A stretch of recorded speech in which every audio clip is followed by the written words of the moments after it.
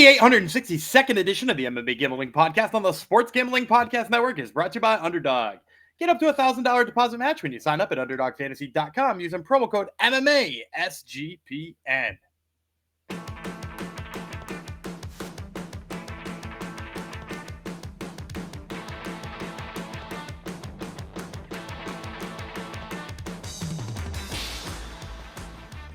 Heidi ho, degenerinos. Oh, yes, I am back. Sorry. Sorry to say it, but I am back. Welcome to episode 862 of the MMA Gambling Podcast, the Sports Gambling Podcast Network, dedicated to my co-host, Daniel Gumby for holding down the fort, both on the audio, the video, and all my written articles while I was off for about a week there. But I am back. I hate to say it. It didn't get too many comments about me being gone. Some positive ones, people saying that they wish I come back soon. So that is good to see. I am, of course, Kaiser Del Busto still until I have a couple of good names in the chamber ready to roll. I have to wait till I got one for you too. Yeah. Good. It's going to be a lightning round pick. Not today, but maybe tomorrow. Good. Yeah. There's plenty of options, but I have to wait until they actually get revealed on the podcast. So you can call me Jeff Fox as well if you like. That was Gumby Vreethian just heard from. So what I missed while I was gone. Happy Canada Day, happy 4th of July, everyone. And I'm not sure if there's any other holidays. MMA side of things, I think Gumby did good. I'm still seeing positive messages about how Gumby killed it at PFL Europe, I think was the big one, right? Yeah, so we didn't get to recap the weekend before this last one because you were away. So we never recapped that one. That week, we did 0.75 units, which is, we, as long as we're coming up positive, we don't really care. And then this week, we had 3 different events that we covered. We covered PFL MENA, PFL Europe, PFL. Nope, not PFL. Aries 33 was the third one. Came up positive on a 2-1 night on Aries after a couple of canceled fights. That's a step forward. Yeah, look at that. Did miss on my underdog, but that's okay. And then net positive on PFL MENA, and then a big night on PFL Europe where we went 5-1 on our 6 plays, including 2 underdogs in there too, including one that when I broke it down, I was like, there's no way this dude would be I think I quoted him at like a negative 165 favorite or something, wound up plus 155. And absolutely starched a dude with a spinning elbow. Shout out to Oliveira. It was one of the nastier knockouts. Crazy. It might be the knockout of the year. And I know it's only July and it's an organization that nobody will ever give respect to, but man, was that shit brutal. Yep. It was like a baseball bat, basically, is what it sounded like. Yeah. So there was a couple of spinning elbows that night, but that was the there were a lot of spinning stuff on PFL Europe. Yeah. Fighters are going to spin. They're going to spin when they want to. So, yeah, so Gumby did good. Oh, that puts us up to between all of that, we're up to plus 30 units. Oh, that's it? That's 30? Actually, it's 29.8, but who's counting? Fantastic. Hey, we're rounding up. We round up. When you're talking about numbers this big, you got to round up. That's better than last year, right? We're on a little bit better of a pace than last year. Last year was, I think, at the end of the year was 48 or 49. So we're like, cool. Just past 6 months in, and we're well on the way to that. Excellent. We're going to keep it going with LFA 212, which is what we are covering today. After I remind you, you can listen to every podcast episode on this network for free. So no paywalls, none of that stuff, no Patreons. Just subscribe to the SGPN feed. Then you get all of our podcasts. Every show basically shows up on the SGPN, the main feed there, and then you can pick and choose. Obviously, you can also subscribe to specific channels like ours, MMA Gambling Podcast. So check it all out, SGPN feed, wherever you get your podcasts. All right, LFA 212, Degli versus Severino. Seems like a pretty decent card. It's a Brazil heavy card because they are the event is going down in Brasília. Thoughts on the fight card? Yeah, the thing about the Brazil cards is sometimes like the tippity top doesn't like blow you away, right? Like this is an interim flyweight fight. Yeah. And guess what? The real flyweight belt is up for grabs in August. So like, and that's kind of a weird situation because the guy who has the belt got stuck in the Ultimate Fighter house. Spoiler alert warning for anybody who's not watching the Ultimate Fighter. He actually got eliminated in the very first fight in the Ultimate Fighter house too. Which was, kind of crazy. He got beat by you remember Joseph Bobo Morales, who was in the UFC for a hot minute? Maybe. Yeah, Joseph Bobo Morales was in the UFC. I think he went 0-2 and released. And like 6-7 years later, they signed him to fight on The Ultimate Fighter. Went in there and wrestled the hell out of Eduardo Chapelin. So Chapelin will be back in LFA. So they had an interim title that Degli won. He's going to defend it, but after he defended it, they learned that Chapelin is going to be out of the house again and need to fight again. So both those times. So the top of this card, not blowing you away necessarily, but it's the depth of the Brazilian cards. It's like you could go to fight 15 and you're like, man, that person might wind up in the UFC. That's sick. Yep. There's people I've even heard of when you go way down near the bottom of the card. So pretty solid fight card. So this is Friday, right? Yeah. LFA is usually Friday. It is this coming Friday. That would be the 11th, 8 p.m. start time, UFC Fight Pass as per usual. They have 15 fights on the card now. We're not breaking all of them down as per usual. We're going to give you the choicest cuts, and then Gumby, of course, does the lightning round at the end. Yeah, we got the top 5 fights with the exception of one that I feel like is kind of a squash match. So it's a 6-fight main card, and we skipped a squash match, what I'll mention in the lightning round as well. Yep. And we're kicking things off with a former UFC fighter in the first fight. This is a middleweight fight. Diego Diaz, Brazil. Claudio Ribeiro. He's the name you may remember from the UFC. He's from Brazil as well. They're fighting, as I said, at 185. Odds have not dropped yet for this, but maybe by the time you hear these words, they will, because LFA odds tend to come out fairly early. I'm surprised they're not out quite yet, but let's break her down. Ribeiro, 12-6 with 12 knockouts. He's been knocked out 4 times, submitted once. He hosts his rounds. This is his short notice LFA debut. He's only won 1 of 4 and 2 of 6. He got TKO'd in his last bout. He went 1-3 in the UFC, 1-0 on Contender Series. Multiple regional championships on his mantle. Correct. Get our shirts, get our merch, sportsgamblingpockets.com/store. Hard to do that when it was just one person, right? It was. You did it anyway. But a bunch of people in the comments tried to pick you up. They tried to be the mantle guy. Yep. Well, we can always count on our degens to pick us up. All right. Ribeiro used to fight at 170, an inch of height, 4 inches of reach over Diaz. Diaz is the villain. Well, we have a villain on the network already. That would be Terrell Furman of the WNBA podcast. But this man thinks he's a villain as well. 19-5 with 1 no contest, 5 knockouts, 8 submissions. He's been knocked out 3 times, submitted once. 1-1 in LFA. He's won 6 straight fights, 3 straight via submission. He's not lost since September 2021. Used to fight at 170 and 205, 2013 pro MMA debut. So pretty solid matchup, at least on paper, but by my eyes, kicking things off. Yeah, it's going to be interesting to see how they line it too, because we've talked about this before with regional fights, is that you've got a guy who was in the UFC. Typically, that guy comes in as the favorite no matter what. However, Ribeiro's fights in the UFC didn't exactly go his way, right? You said he went 1-3. His only win was over Ugly Man Joe. And even in that fight, Ugly Man Joe took him down and had like 3 minutes of control time, which like in retrospect is like kind of really an ugly win for Ribeiro.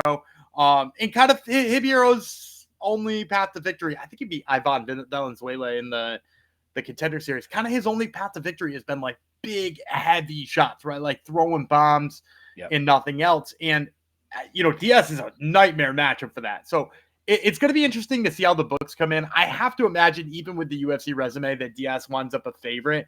But my guess is that, the fact that he's a UFC veteran will at least like kind of curb that a little bit. So maybe we'll get like -165, -175 on Diego Diaz. And if that's the case, I would love Diaz at that line, because he's a pretty damn good wrestler. He's a little too heavy on his feet. He plods a little bit, but when he does shoot the takedowns, I like both his trips and his double legs. And the thing I like the most is his top control. If you watch some of his most recent fights, he gets those takedowns and he's immediately trying to lace the legs underneath his opponent, or he's pulling the hips away from the cage so that they can't wall walk up. And like I said before, Ribeiro is already pretty bad at getting back up after he's been taken down. 3 minutes of control time, whether that's pressed against the cage or on the mat against Ugly Man Joe, is not good, because that guy is not particularly like a bruiser, and he's not super strong and didn't last in the UFC. And like Diaz seems to be a guy who I would circle as a Contender Series hopeful.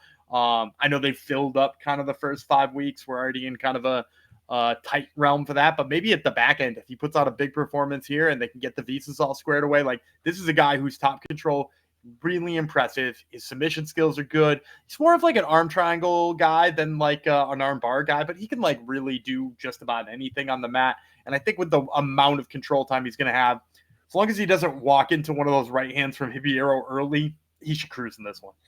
What was the official number again? I said 165? -165, -175, hoping that UFC line Yep. brings it down. Like, if I was just looking at this fight and these were two regional prospects with no background, you watch their fighting styles or even just look at their records, I could see Diaz being like -250, but I'm hoping the UFC aspect of it all helps get us to a little bit more of a playable spot.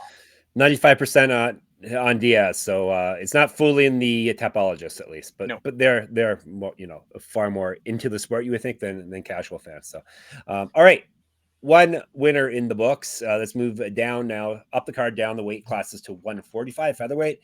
João Pedro Moreira versus Leonardo Cerboni. No surprise, they're both from Brazil as well. And that's tell you about Cerboni first. 6-1 with 1 knockout, 1 submission. He's never been finished. He also has some finishes. That means this is his LFA debut. He's won 2 straight. TKO win in his last bout. He's fight at 135 and 155. Moreira, Jota Pay is the nickname. I don't know what that means. I looked it up. It seems to be some sort of musician from Brazil. Yeah, I know. Yeah, I noticed a couple people went by that name, but okay. Yeah, I guess means something. Guess we'll have to go to Brazil and get into the culture and figure it out. Someone pay for it. 7-1, right? He has 7 knockouts. He's been knocked out once. He owes his rounds, definitely. 1-0 in LFA. He's won 6 straight. He's not lost since July 2022. Regional champion. He's fight at 135 and 155, an inch taller than Cerboni. Yeah, Moreira is going to be a big favorite here. My guess, like -275, both because of the 7 knockouts and just because of what he looks like in there in the cage. He is very explosive, and he's fun in terms of striking in multiple different facets because he's really, really good in the clinch. Like, throws good clinch elbows, throws nice knees, but he's also good from range. He got a really good whip on his kicks, particularly when he throws it to low levels. He's also throws the knees from striking range. Like, he doesn't even have to be in the clinch. He'll throw that from striking. In general, he's just like a very fun kickboxer type. And he's 6'1" at featherweight, which is a pretty damn big featherweight. So even though Cerboni's used to being the much taller fighter, Cerboni is actually going to be the shorter guy in this one, which is I know going to give him fits. And then on top of that, too, when you watch Cerboni's style of fighting, this is a guy who would prefer to grapple in almost all situations. I watched a little bit of the film on him. A lot of it is upper body takedowns with trips. And, especially if you're up against a taller guy, that's not the type of takedown you want to excel at, right? And I don't even necessarily think that he excels at it, but, that's the one he goes to more than anything. If he winds up in a clinch here with Moreira, he's going to eat elbows. He's going to eat knees. He's going to be in a bad space. And I haven't seen enough of him shooting consistent takedowns that make me feel really good about it. Then on top of that, if he does have to be on the feet, in addition to being wicked outmatched in terms of the speed with Moreira, Cerboni is the type of guy who throws a lot of low leg kicks. And when he does, his hands come away from his face. He's really exposed. And I think it's because he's used to being so much taller than the average featherweight. So when you're that used to being that much taller than the average featherweight, you can get away with that. You can throw that low kick and not get countered. And Moreira is just going to absolutely punish him for that. So I expect Moreira to pick up his 8th knockout victory here. I don't expect the line to be all that playable. Probably high 2s, low 3s. We'll hope for -275, and maybe we'll squeeze into a parlay. 99% on my ass. So yeah, Gubby didn't just tell you he's going to win. He told you how he's going to win. So there you go. All right, we are going to tell you now about Circa Million and Circa Survivor. Think you know a ball? Then you have to enter Circa's football contest with $21 million in guaranteed prizes. There's no rake, so if entries go above the guarantee, all extra money will go to the prize pool. Circa Million, you pick 5 teams against the spread each week, or you go to the ultimate sweat in Circa Survivor. There's even the Circa Grandissimo, a $100,000 Survivor contest. You must register in person at a Circa Sportsbook in Nevada, which is a good excuse to go to Las Vegas. But then you can sign up in Nevada, but you can play from anywhere with the help of SGPN's official proxy. So go to footballcontest.com and use our promo code SGP to get $50 off your proxy fees. And we're brought to you by MyBookie.ag. MyBookie is your place to bet in every sport, including the MLB, WNBA, golf, and of course, football futures. MyBookie accepts customers for a ton of locations, easy deposit, lightning fast payouts using crypto. Yes, they will have these LFA lines we were talking about here. So check them out and see if they differ from what Gumby is predicting. When you do head over to MyBookie.ag, sign up with our code MMASGPN. That way you get 100% deposit match up to $1,000. Terms and conditions apply. That's mybookie.ag, promo code MMA SGPN. All right, let's get some more winners, shall we? You got more winners up your sleeve, right? You're not all out. Okay. He's never out of winners. He's always got more. We are going, once I scroll properly, up to a 115-pound fight, women's strawweight. That would be Marina Monteiro versus Nawira Ferreira. They're both from Brazil. They're at 115, as I said. And let's break her down. Ferreira is 4-2, 1 knockout, 2 submissions. As I got crooked on you there. Never been finished in a fight. 1-2 in LFA. She's won 3 of 4, but she did lose her last fight. She's a year younger than Monteiro. Monteiro is 5-0, 4 knockouts, 1 submission. She's finished everyone. She goes rounds. 1-0 in LFA. Used to fight at 125. So a couple up and comers. Yeah, I'm going to guess Monteiro, huge favorite here, -400. You don't get a 5-0 Brazilian prospect against a 4-2 Brazilian prospect without a pretty ridiculous-looking line. However, I'm going to take Ferreira in this one. Ooh, here we go. Yeah, the 4-2 prospect, way better than people give her credit for.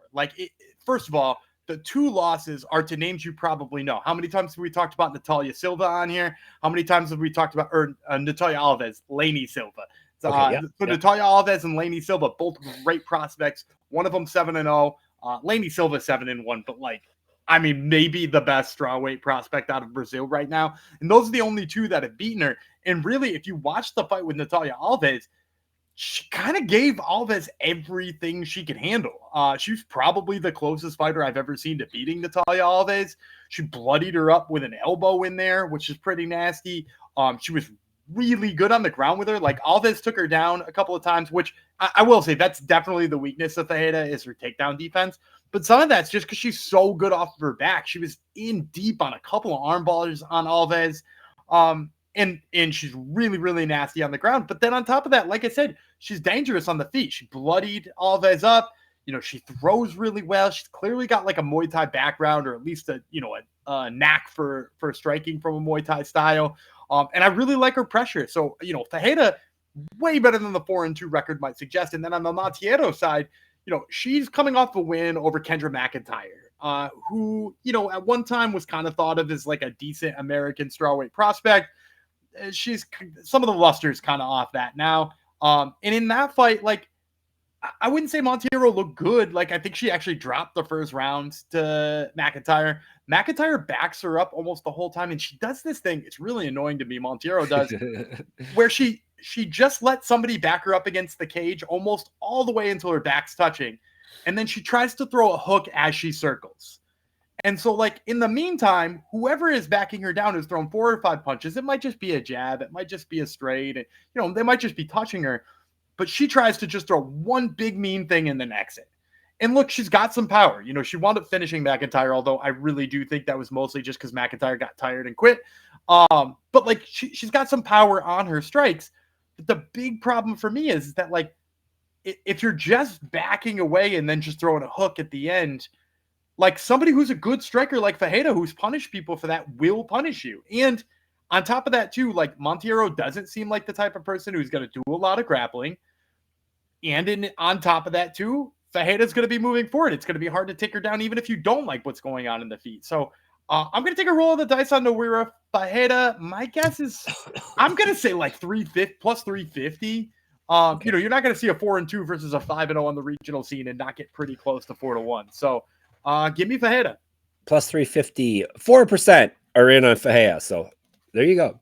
Get that. Hopefully that line's even better than what Gumby predicts for you people. All right. He told you why. He's not just taking wild swings on dogs because they hit hard, as I like to say for people. No, he tells you why. Co-main event. Herbeth, Sousa, Michel, Lima, a couple of Brazilian men's 135-pounders. That would be bantamweight by my math here. Let's tell you about Lima first. Panico. We've talked about him before. Panic is the nickname. We talked about both these guys actually before. He is 19-6. Lima, 7 knockouts, 2 submissions. He's been submitted twice. 1-1 in LFA. Win-loss-win over his last 3. 3-4 over his last 7. TKO win in his last bout. Regional champion. He's fed at 145. 2012 pro MMA debut. 0-1 is a cage boxer. 2 inches of height, 3 inches reach over Sousa. Sousa is Indio, which translates to Indian, 19-2, 2 knockouts, 13 submissions. He's been knocked out once, 1-1 in LFA. He's won 4 straight, 9 of 10 submission win in his last bout. He's not lost since June 2022. He has multiple regional championships on his mantle. Correct. Get all our merch, sportsgamblingpodcast.com/store. Used to fight at 125 and 145, 2012 pro MMA debut, 2 years younger than Lima. So the opposite of the last fight. We got a couple veterans now. Yeah. So, I mean, Sousa's been fighting for 13 years, but he is only 31. You know, that is crazy to say. Starts young. You know, and he's got a ton of fights. I think he's going to be the favorite here. I'm going to say like -275 on Herbeth Sousa. And I'm going to pick him, but I am going to give a caveat here. There was a hesitation there. There was a pause. You know, and I almost talked myself into Michel Lima. Yeah. But at the end of the day, too, like, I think Lima's going to give up a takedown, and it's going to be bad enough. Because the big thing here in this fight is it's Michel Lima striking versus Herbeth Sousa's grappling. Sousa's not going to knock anybody out on the feet. Slow. Doesn't really look like he's got a great sense of what he's doing in terms of the striking. You know, he's coming along a little bit in terms of his progression, but he's still a jiu-jitsu guy who is at his core very good at one thing and still figuring out the rest of it, even 13 years in. And, you know, you can go back and you can watch his fight with Muin Gafurov, and like, that's a perfect example of how good he can be and how bad he can be. Is that, like, he got in on takedowns like Gafurov. He took Gafurov's back, and he also got beat by Gafurov. And like, that's enough to know that, like, kind of how this could go. But with Lima, on the other hand, I like a lot of what I see from Lima on the feet. He's got a lot of power. He does come up short on his strikes a lot, and that's sort of where I think he's going to wind up getting taken down. Is that I think it just really takes him swinging once and missing, and whether that's coming up short or overextending or getting ducked under, but like, then Sousa's going to get down and he's going to get that takedown. And if you watch Lima, like some of his past fights, you know, he fought this Russian dude whose last name was Shakayev. And in that fight, like, he looked really good on the feet, and then his back was taken shortly thereafter. And like, it will only take giving up your back once to Herbeth Sousa to lose that fight. And so for me, you know, I think Sousa's going to win. I'm going to pick him to win here officially, but my guess is this is going to come in at 3-1.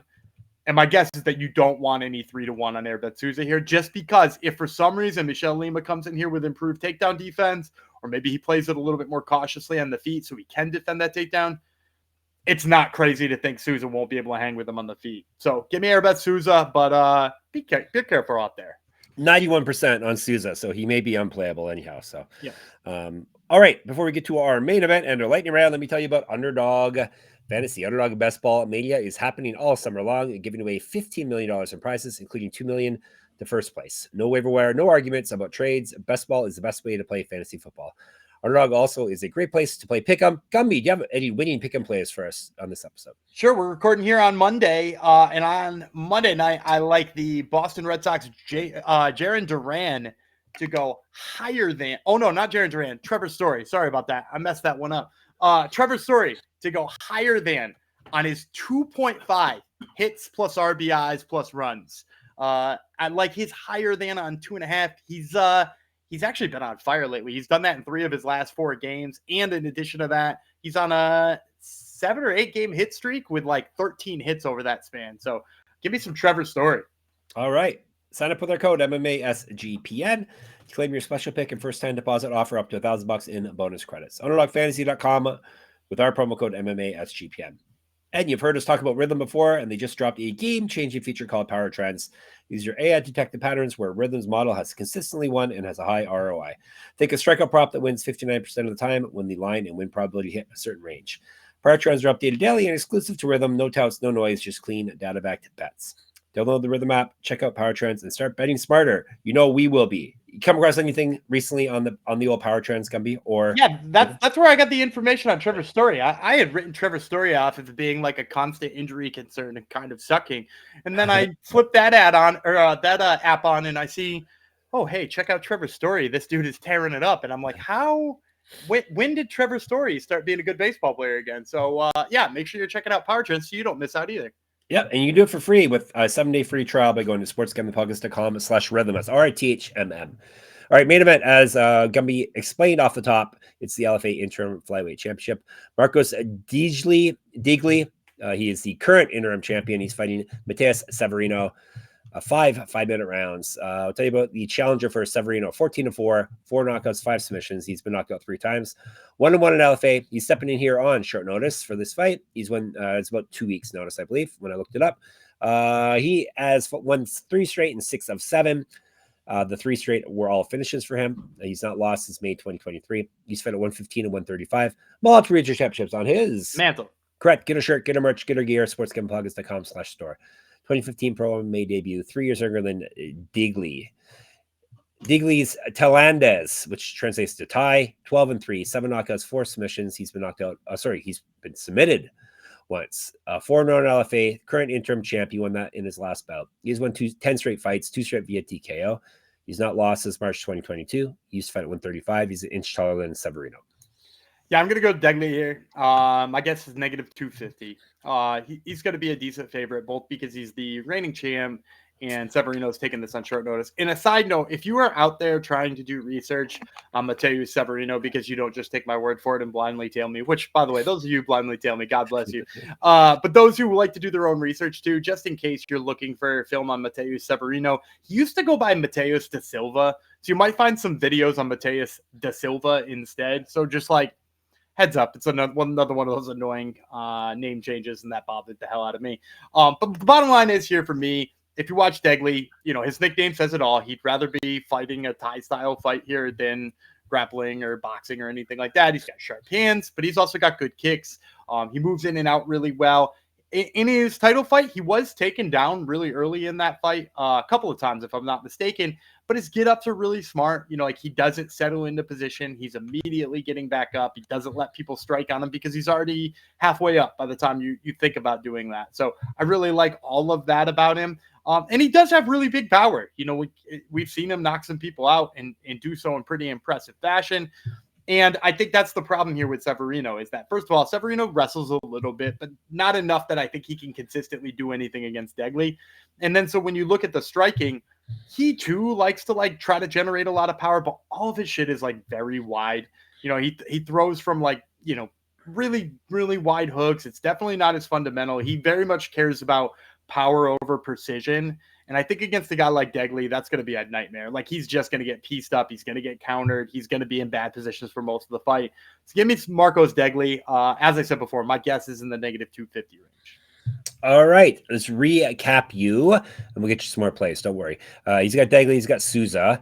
He has got Ferreira. He has got Moreira. He has got Diaz. Lots of good Brazilian names there. All right, lightning round. Zap, bang, boom, pow. Let it rip. So I've got 2 lightning round picks for you here. First one's Daniel Araujo. I don't know how playable this line will be because, as I mentioned, he is the guy who is on this main card in what I would consider to be a squash match. None of these fights particularly come across as squash matches except for Daniel Araujo. So that's why we skipped that one in the long breakdowns. But hey, if his number comes in somewhere playable or you want to sneak him into parlays, that's fine. The other one I'm going to take is Marcio Cabral. He hits really hard in all the fights I've seen from him. He's got some really good competition he's faced. And his opponent kind of lives and dies by the submission. So I think Cabral should be able to go in there, just try to keep his feet and smash him on the feet. So give me Marcio Cabral and give me Daniel Araujo as my 2 lightning round picks. All right, you're set for LFA 212. If you want more of that or more of anything from us, we can be reached in our Discord. Jump in there, have some fun with us. sportsgamblingpodcast.com/Discord. Of course, MMA Gambling Podcast on YouTube. Thank you for everyone for helping us get over 1,500 subscribers. We went past that since the last time we recorded, so thank you. You can hit us up in the comments there. On the old YouTube, not YouTube, on the old Twitter, SGPN MMA. Gumby runs that account for us. He's at Gumby Real, and I'm at Jeff Fox Writer. At Jeff Fox Writer on Instagram as well. Check out my Substack. You can enter my free UFC pick'em contest because UFC is back this week. That would be moneymma.substack.com. Gumby's got another podcast. It's called the Top Total MMA Podcast. You didn't disappoint with your interviews last week that you told us we're coming. How about this week? What do we got? Oh, I've got 2 this week. I'm trying to remember who they are. Oh, I got the Main Machine, Steve Garcia, right before his fight with Calvin Kattar. And then we're also talking to Austin Lane, who's fighting Vitor Petrino. Excellent. So check that out. And we're at sportsgamblingpodcast.com, sportsgamblingpodcast.com/store, sportsgamblingpodcast.com/Patreon to get some bonus content. I usually say we're going to be back tomorrow, but no, we owe you another episode today because we didn't drop one on Sunday. So you're going to get an extra episode today. We're going to talk about Cage Warriors in a few minutes. It will be HOPENY. That would be me. It will be the villain, Gumby Vreeland. We'll talk to you then.